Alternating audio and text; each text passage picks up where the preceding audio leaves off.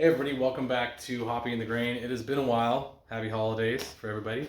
Happy New Year coming up. So today I'm going to be brewing my second edition of my holiday Belgian ale that's spiced, but this time at the end I will be adding a Thanksgiving favorite, some caramelized apples in the secondary to kind of see how much apple flavor and kind of cinnamony caramelization I can introduce to it. So let's get going.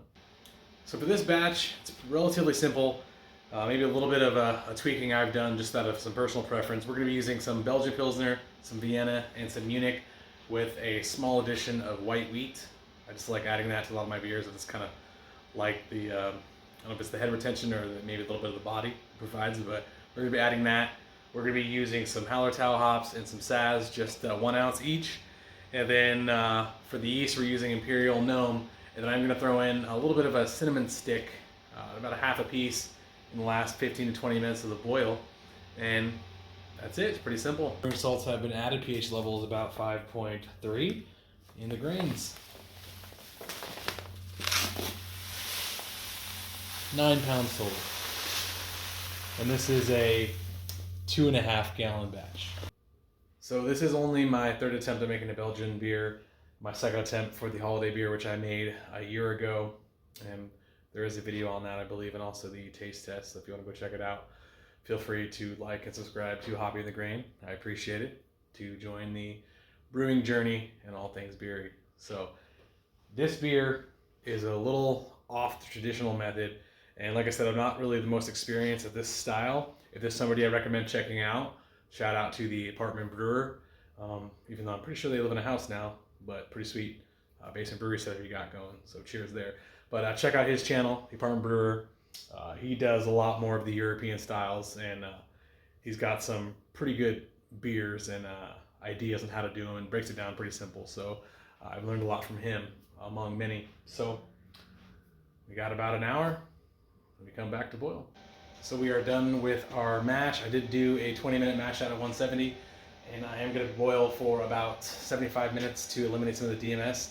Dimethyl sulfide, I believe. The kind of off taste you get with some lighter pales and pilsners.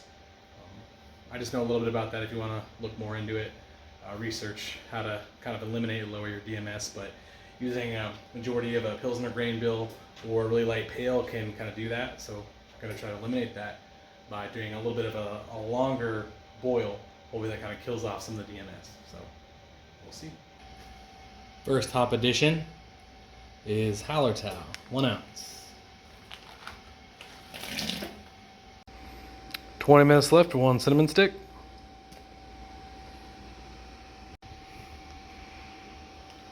$15 left, the chiller and a few cloves. Next we aerate and pitch the yeast. Finally the yeast.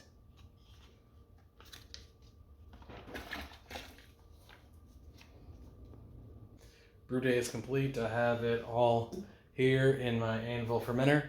The original gravity was a little bit lower than I wanted at 1.062, give or take.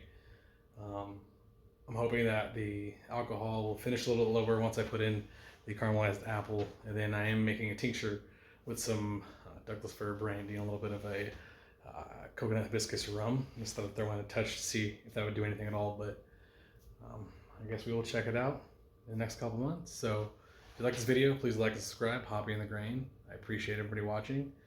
Have a happy holidays, happy new year, and everybody be safe. Cheers.